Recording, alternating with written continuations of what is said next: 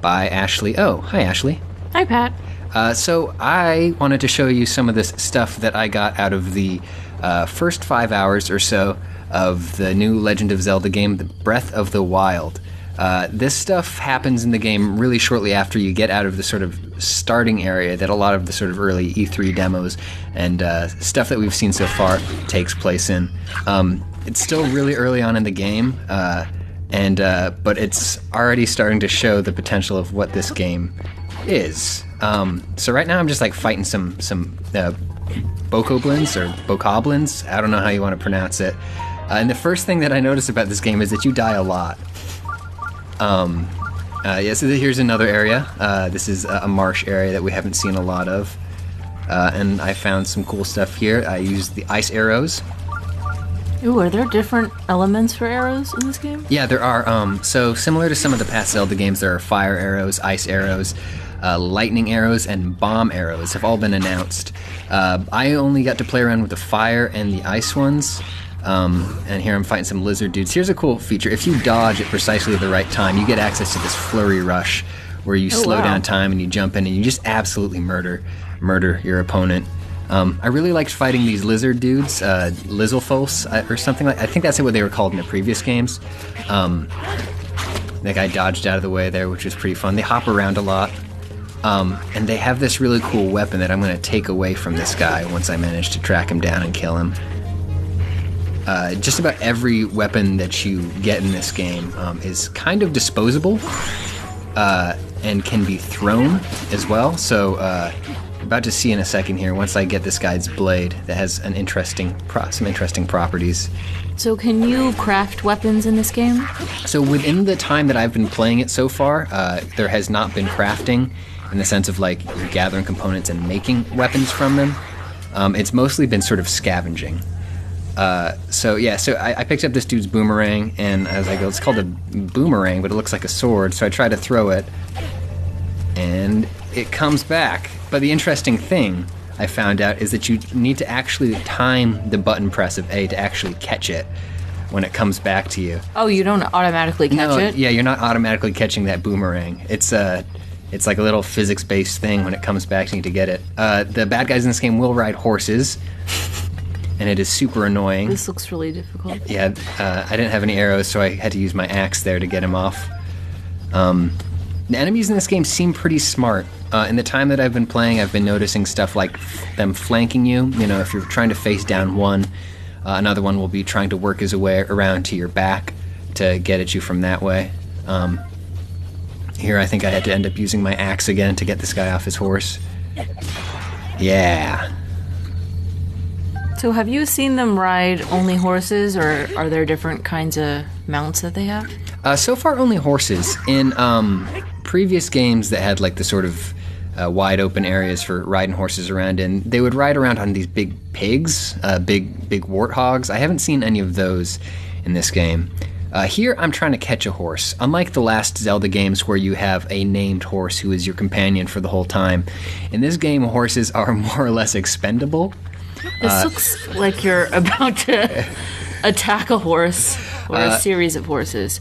Yeah, I sort of am. I mean, I guess subjugating a horse and making it your vehicle is sort of an attack. So that's how you get a horse? You have to sneak up on it? Yeah, that's how you get a horse in this game, is you sneak right up on it. There's no other way? You can't offer it an apple? So far in the time that I've played in the game, I think this is the only way. You can feed them apples to calm them down. I don't know if you can lure them into being your friend by giving them an apple. I was just testing out the horses here and having some fun, and then I triggered this guy to come start chasing after me and swinging his club. What is he doing? He's just swinging his club around. Oh. I was out of arrows. I was trying to think of a way to take care of him, and then the environment ended up doing it for me. Oh. As this electrocuted bat came over and knocked him off his horse, and I almost fell off this cliff here. And then they came for me. Oh. But that had nothing to do with you carrying a metal object or anything? No, not at all. That was just dumb luck. So I backed up time, I'm back on my horse. I was practicing some dismounts. If you dismount and then aim your arrows in midair, you get this cool slowdown thing, so you can actually do some really targeted shots. Works with your fire arrows and other types of arrows. So is that circle marker just the cooldown indicator for... That's actually your stamina. Stamina is a new thing in this game, which is used by sprinting and climbing. Here, I'm doing... What are you doing? I'm strafing on my horse, which is a thing that I've never seen in a video game, is your horse is... If you're holding down the oh my L god, trigger, what? you can actually move... And this is me stress testing the horse. There was about 7 bombs before that one and this strike. I can't watch this. But I was just confirming that you can, in fact, kill your horse, and look at that look of guilt on his face. There's a lot of horse content in this video because, like, I don't know, maybe it's just me, but I've really been craving more of that. Can you make meat out of your horses for food? You cannot eat your horses. Okay. You saw just there that the horses will defend themselves. You saw him throw like a 3-punch combo into this moblin's face, who then very much decapitated me.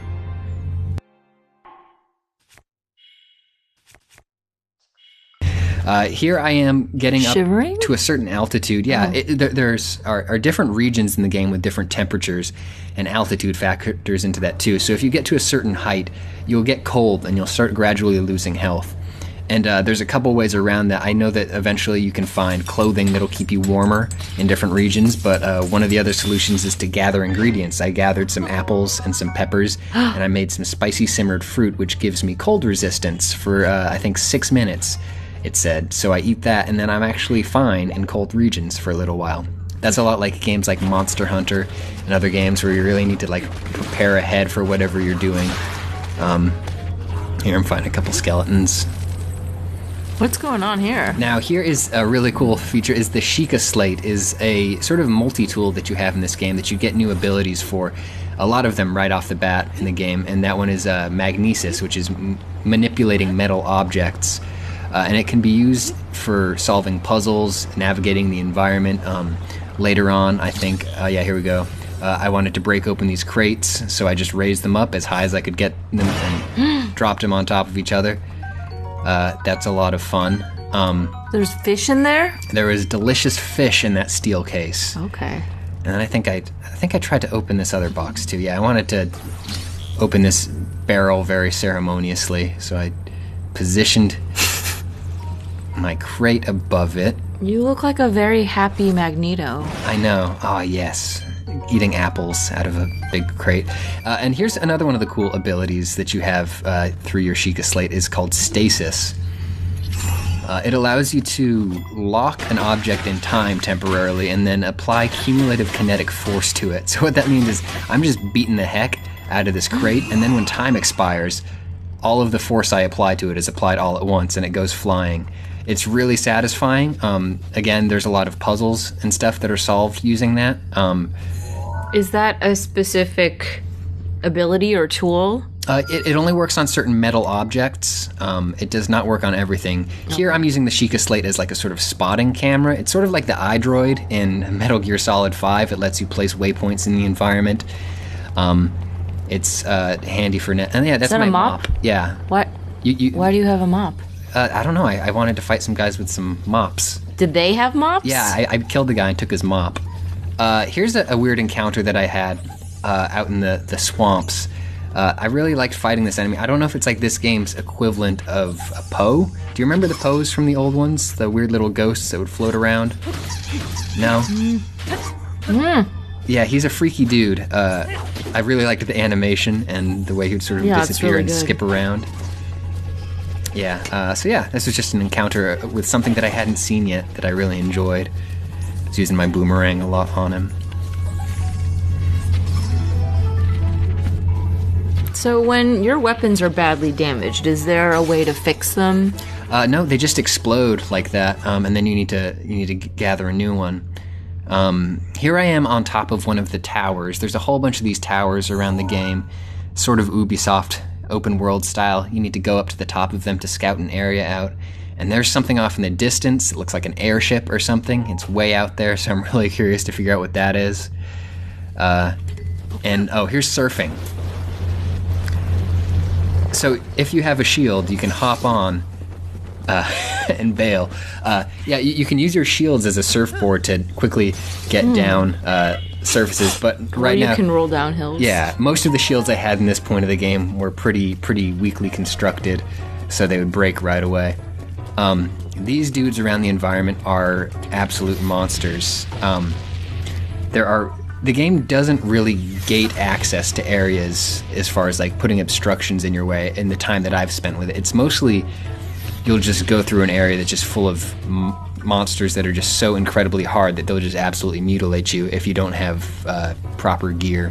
So is there no way to escape their targeting except just kind of run in circles and so try far to run away? Yeah, so far that's the only option I've had. I think they're but I did notice that you can use them to your advantage. So here's this big blob coming at me, and I got the blob between myself. Is he made of gasoline? And here's a cool thing: is fires in fields create updrafts that you can then surf on, or glide on. And then I just went up to a couple viewpoints here and just had Link stand around for a while so I could see some of the day-night cycle stuff. And it looks pretty nice.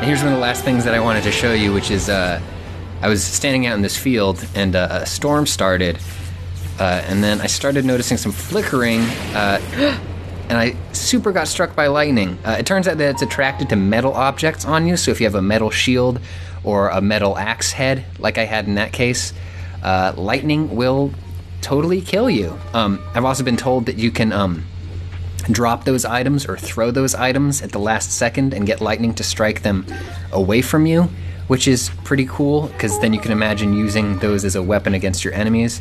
But yeah, so that's the stuff that I got up to in the time that I've had so far with Legend of Zelda Breath of the Wild. We're going to have a full review coming on our site on the 2nd, I believe, so you should tune back in for that, and we'll probably have a whole bunch more video content about this game after that. So yeah, thanks for hanging out and looking at this stuff with me, Ashley. Thank you.